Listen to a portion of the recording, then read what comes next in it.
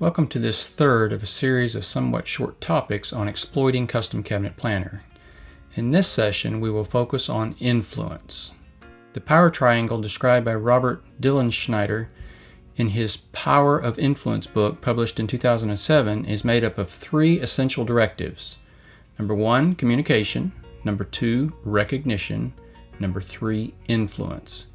Custom Cabinet Planner can instill each of these three in you and your team as a byproduct of simply using the app as intended. For today's session, we will focus on the third of these three, influence. Any project management system, but especially Custom Cabinet Planner, influences all stakeholders by establishing clear, transparent processes for communication, task management, and progress tracking. This structure can improve alignment and efficiency, but its influence varies depending on the stakeholder's role and their level of involvement. Now let's look at the spiritual aspect of influence. Stewardship is the first thing that comes to mind when I think about influence in our work. We need to manage all that we have been entrusted with to the best of our ability. Influence here refers to the ability to guide, motivate, and align our clients, team members, and other stakeholders without relying solely on formal authority, often through soft skills like persuasion, empathy, and vision sharing. Custom Cabinet Planner acts as an extension of this spiritual influence by democratizing information. Features like shared dashboards or task assignments promote transparency, which builds trust.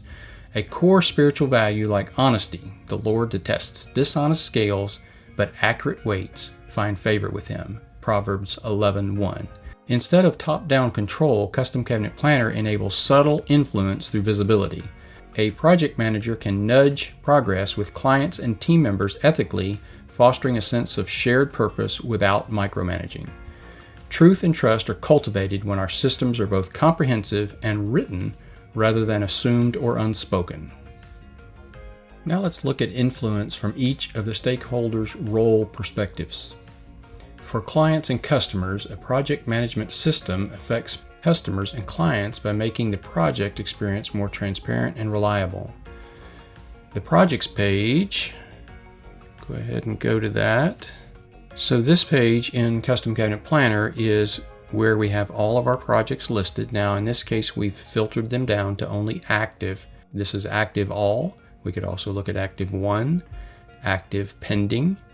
So these we have a contract on, these we are working on getting a contract on, and then archived those that we finished or we didn't get and we wanted to keep, and then all of them, and then we've got some other views here. But let's look at one of these in particular so that we can see some of these things as we work through this. So this projects page of Custom Cabinet Planner is where all of the client side of the process is visible to the client if you invite them into their project. The actual work is typically done in the procedures portion of the app, but can be done on the projects page if you are sitting with the client. Here are just a few benefits of this process. So transparent communication, clients can receive regular automated updates and reports on progress, which builds trust and keeps them informed. So if they log into this page themselves, if you invite them in and they log in, they can see any outstanding questions that you have. They can see any statuses.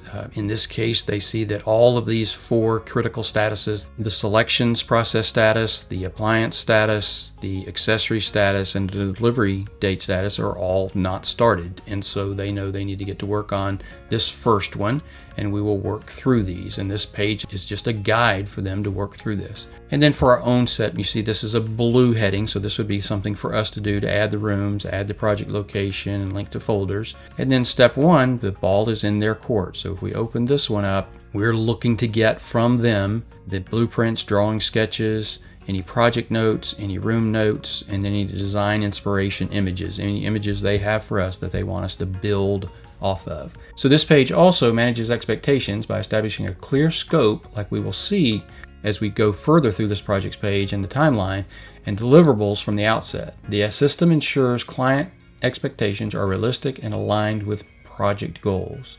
Then we have increased satisfaction. Delivering projects on time and within budget with consistent communication leads to greater customer satisfaction. This will earn you a 5-star review. Doesn't mean that you have to make every single deadline. We are illustrating for them within this process when they are the one holding it up. And so they're not holding you to a level of accountability of, hey, you said 10 to 12 weeks or something like that. We are showing them each time, especially when you pop back up here to this elicitations portion, we are asking a question. The question is for the homeowner. In this case, we need the appliance specifications. And will this affect the delivery date? And the answer is yes. And so we're always keeping them abreast of what they might be doing that might delay their project. And then centralized feedback. This system provides a centralized way to gather and track clients' feedback, ensuring their input is addressed and documented. The punch list, which we won't go there, we've seen that in other videos, but the punch list and callback pages are an incredible way to track work that still needs to be done and issues that need to be resolved. The postmortem field for each project provides a place to reflect as a team on the outcome, good or bad. So now to talk about project team leaders and executives, I'm going to go to the team page, and then I'm going to go into one of these team members, and one of these would be like the shop foreman or team lead or somebody that is kind of responsible for everybody on the plant floor. And we'd probably use that team member's dashboard, but we'll go into this team member, open that up, and this particular team member, if they're kind of the team lead or the shop foreman or operations manager, whatever title they might carry, they would have every option as far as these groupings of information here. And so each one of these has information in it, this dashboard. And for leadership, the system offers oversight and strategic alignment by providing a high-level, data-driven view of project health. When we think about strategic alignment, it ensures the project's goals and progress remain aligned with the organization's broader strategic objectives. When we think about data-driven decision-making, executives can view a project's dashboard and weekly report-out page to quickly assess progress, identify resource bottlenecks, and make informed decisions. And this can all be remote. They don't have to be at the plant to see this. They can see it on their phone or their tablet or their laptop or PC. And then in relation to reduced risk, by providing visibility into potential risks and issues early on, the system helps executives make decisions to mitigate problems before they escalate. And in relation to enhanced trust, a transparent system builds trust between the project manager and team by providing a reliable, realistic picture of the project status. The production schedule serves this purpose very well. So as we look down through here in relation to those things, we have this kind of personal thing here we've looked into before, this daily triggers. This is something that each individual team member may or may not use. You could encourage them to use it.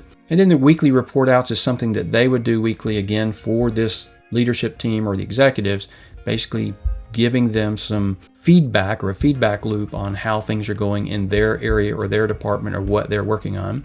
They have the opportunity here in the continuous improvement portion to fill out a form that allows them to suggest improvements that they think need to be made.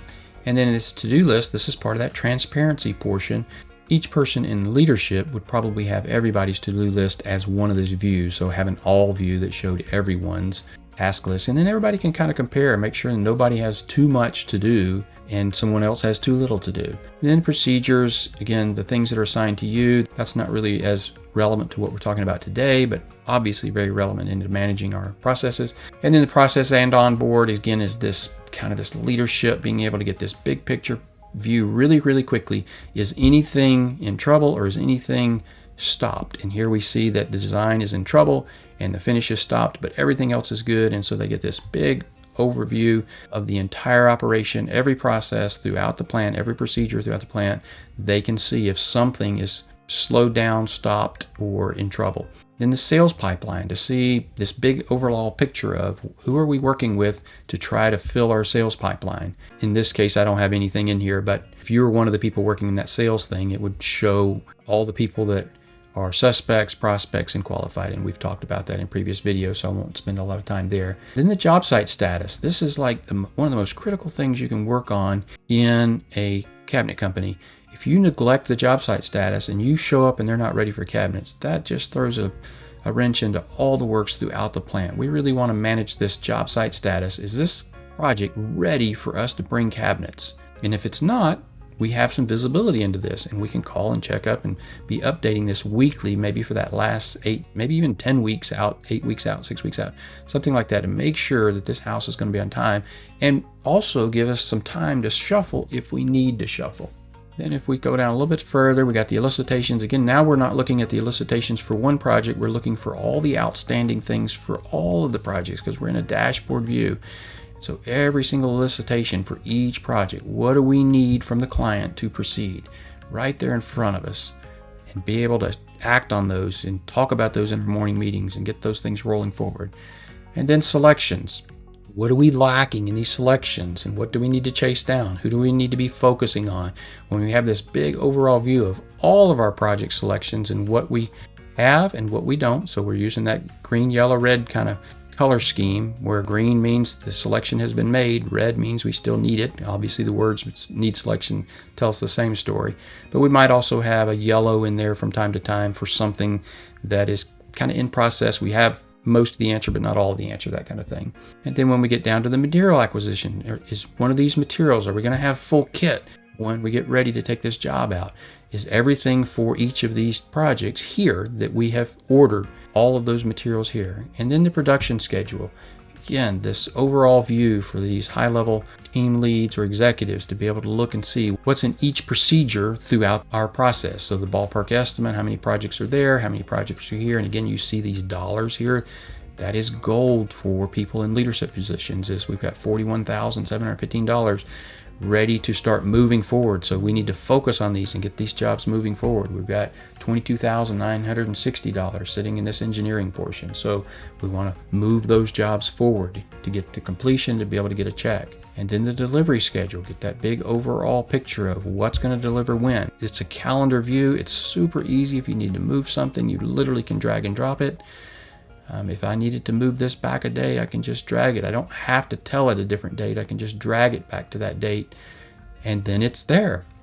I also could go into it and change the dates, but I can also drag it. And so that's a really cool feature, to be able to have this in a calendar view, to be able to see any gaps in our calendar. Is there something we have been putting off that we could stick into this before the time passes, kind of thing? Any of that sort of, again, this calendar is made up work, so there's gaps there that wouldn't be there otherwise. And then we've got our punch list and our callbacks to be able to keep focus on what's outstanding. What are we lacking to get that final check? What are we lacking to keep our clients happy?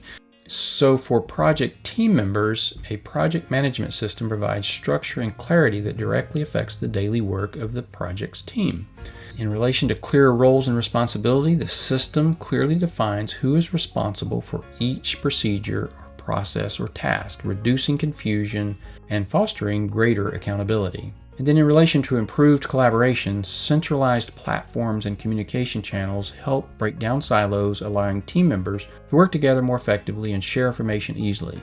It's difficult to quantify the value of seeing what is coming your way, and the production schedule does just that. If you happen to be the design guy, you can see what's coming and how far along it is. If you happen to be the engineer, you can see there's nothing in front of you for a little while. Maybe you can go help someone else. But from any position here, all the way through this whole sequence of events, you could see what's coming your way. It's also difficult to quantify the value of knowing when the project is due, and the delivery schedule does just that. So if we scroll down just a little bit more, we have our delivery schedule, and you can see what is due when. When are we actually going to deliver this to the project and start installing it? In this case, this Chapman 114 project, this kitchen portion is going to deliver on the 24th, and the island will probably also deliver on the 24th, but we're going to start installing on the 24th and continue to work on the kitchen perimeter through the 26th. And at some point in time, we'll transition over and start working on the kitchen island and finish both of those, the kitchen and the kitchen island, by the end of the 26th. And so that visibility, that ability to see what's coming or what is in front of you, what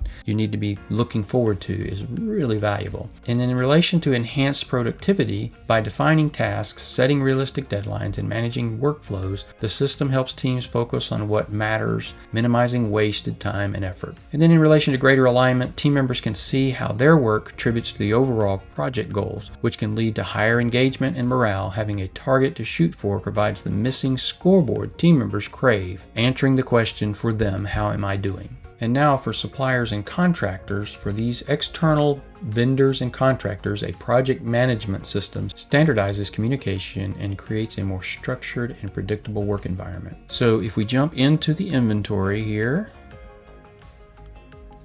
and we can see here our Kanban board, but we'll go ahead and open this as a full screen so we can see more of it.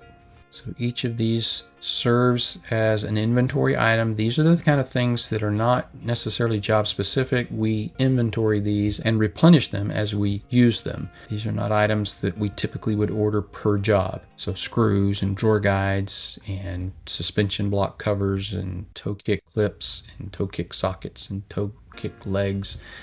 All these type of items would be something that we would keep in inventory and replenish that inventory using a Kanban. And so clear requirements is part of this. The Kanban inventory system defines what goods and services are needed, including requirements, criteria, and objectives to avoid confusion. So we see right here and right now that this leg is below the minimum and needs to be ordered. Suspension rail is below the minimum and needs to be ordered. And these particular items, most of the time you have some vendors that you can go pick things up from. So we have an order below minimum and a pickup below minimum. So here, these are things we're going to go pick up somewhere from a local vendor. And then we have carted. These are items that we've already carted, but we haven't placed the order yet. If something is back ordered, we would move it into the back ordered column. These items are good. We don't need to order these right now. They're all good. The Kanban cards would be with the product. And then this is an item that we order from time to time, so we might use a Kanban to place the order, but we don't inventory it. We just order it per job. So that's one of the options too. In relation to standard processes, this Kanban inventory system establishes a transparent process for procurement, which ensures vendors are evaluated and onboarded fairly. And then accountability. By tracking performance metrics, the system can hold suppliers accountable for delivery speeds, quality, and contract adherence. You see we've got some fields in here, expected dates and things like that. If we go into this drawer guide and we start looking at this, we've got quite a few fields here, a description that you would type out, whatever their model number is, the item number. And then we would have status, which is what's placing it in one of these columns. And then what category does this live in? This category could also be maybe part of a location, or you could do location independently. You see, we've done it independently, but your category could also have like the category and the location. Then you put in an image, but here's the last order date, last received date. So now we have a little bit of a breadcrumb trail of how this vendor has performed in the past. So when we're getting ready to place this order, we can make sure we order it early enough to get it on time. Then we got a cost and how many are in a box. And then what is the cost of a box if we buy that? Then we have order quantity. How many do we want to order? And then what will the order cost be? Obviously, when we say we want to get 10 of these or whatever that is, in this case, we'd have to order in quantities of 6. So 6 or 12 or 18. When we fill that in here, that would use this number to populate the order cost. And again, we're sending this to the vendor so they can say, hey, wait a minute, that's gone up. And then we know to change our system. That's our flag to change our system. And then where does it go when it gets here? Where are we going to take it and put it? And then we might have an order alternate. In this case, the vendor is Cabinotch, and we might have an alternate vendor of somebody else and have a different vendor model and all that stuff. So you have all these fields that are really doing a good job of improving collaboration, all of those type things, so that we're handling these products well and making sure that we're getting things when we're supposed to be getting them. So the byproduct of using Custom Cabinet Planner is that you're influencing all the stakeholders in a project to do their part and keeps them informed of when the ball is in their court. Utilized in conjunction with Custom Cabinet Estimator, where our terms are spelled out in detail, we can even influence when a client funds their project. An excellent example of this influence is simply the wording of our terms. So in Custom Cabinet Estimator, one of the terms is a 50% deposit required to place the job into our production schedule, 40% due prior to delivery, and 10% balance due upon completion. How you word that is incredibly important. Too many cabinet makers talk in terms of a lead time, which can lead to clients withholding funding based on their assumptions. If your lead time is 12 weeks and I don't need cabinets for 6 or more months, why would I give you a deposit earlier than 12 weeks and 1 day before I need cabinets? By talking in terms of desired target delivery date and a deposit being required to place the job into production schedule, we remove any assumptions and replace them with reasonable expectations and ultimately influence when we get the funds for each step of the process. This same influence applies to the second payment. By making it due prior to delivery, we remove the dilemma created when the payment is due on delivery and no one is there to give us a check. Do we abandon ship and go back to the plant, or do we move forward to protect our other projects, while at the same time providing the client an opportunity to not pay us, because possession is 9/10 of the law? So as a final thought, like we've done in previous of these Exploiting Custom Cabinet Planner videos, don't go it alone. Dr. Kerr L. White says good judgment comes from experience, and experience comes from bad judgment. This quote makes it sound like you have to make mistakes to earn good judgment, but it is possible to learn from others' experience and mistakes, and not have to pay the stupid tax that going it alone requires. Crisis mode is not inevitable. Don't go it alone. Join a community like the CMA, KCMA, KBIS, or AWI if you're a commercial guy. Join the Good Profit Group, which is a peer advisory group of cabinet manufacturers helping other cabinet manufacturers be better cabinet manufacturers. Thanks for watching.